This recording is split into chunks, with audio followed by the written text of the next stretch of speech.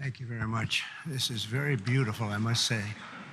I also want to thank a friend and a man of profound faith and tremendous patriotism who's also become a great friend, and that's Mike Johnson, Speaker. Thank you very much, Mike, very much. From the earliest days of our republic, faith in God has always been the ultimate source of the strength that beats in the hearts of our nation.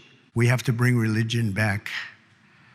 We have to bring it back much stronger. It's one of the biggest problems that we've had over the last fairly long period of time. So there could be nothing more beautiful than for us to gather in this majestic place. It is majestic, and reaffirm that America is and will always be one nation under God. At every stage of the American story, our country has drawn hope and courage and inspiration from our trust in the Almighty. Deep in the soul of every patriot is the knowledge that God has a special plan and a glorious mission for America. And it's His hand that guides us every single step of the way.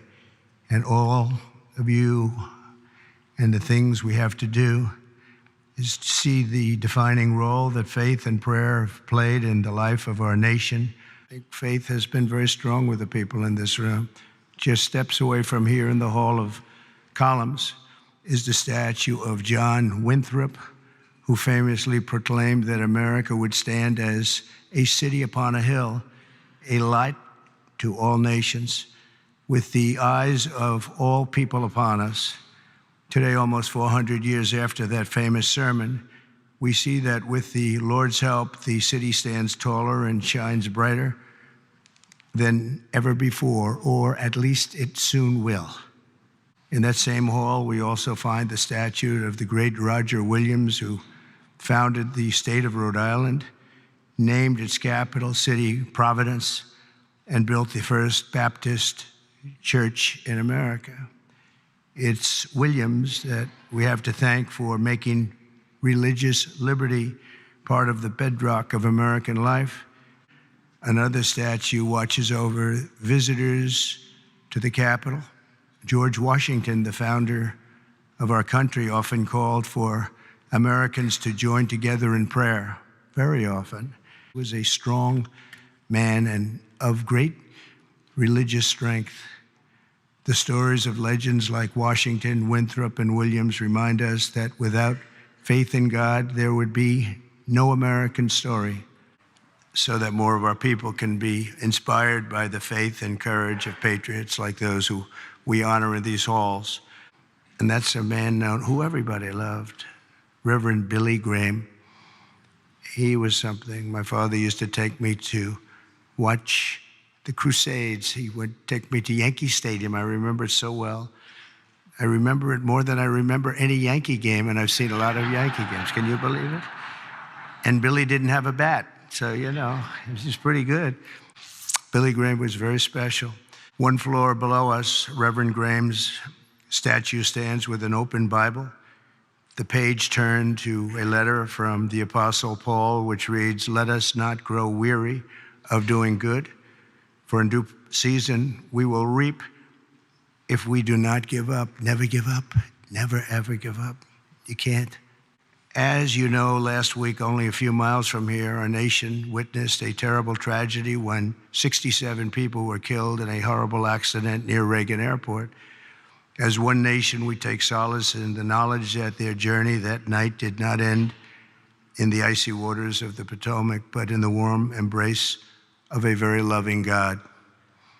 A few short months ago, when there was an incident that was not fun, but God was watching me. The chances of me being here, but Don equated it to a 1-foot putt.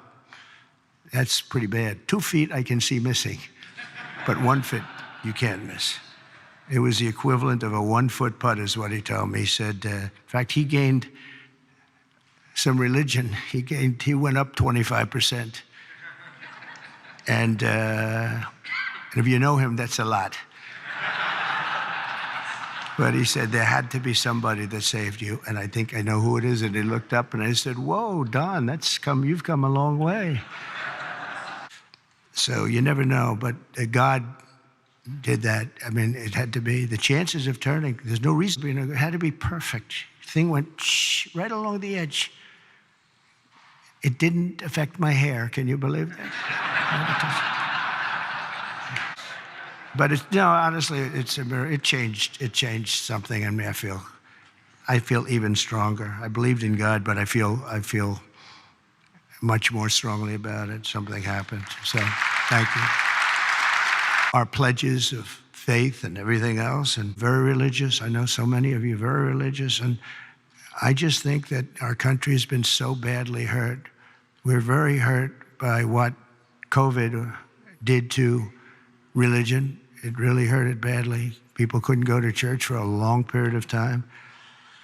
Recommitting to putting our country first. We have to put our country first, making America stronger and greater and more exceptional than ever before. And we have to make religion a much more important factor now. We have to make it an important factor. And if we do that, our job is just going to be much easier. It unifies people. It brings people together. Democrats are going to be able to have lunch again, and you all know what's right and what's wrong, and it's good to be with you.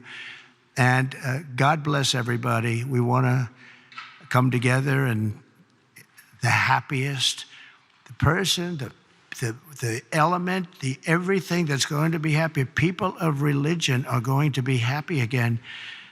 And I really believe you can't be happy without religion, without that belief. I really believe it. I just don't see how you can be.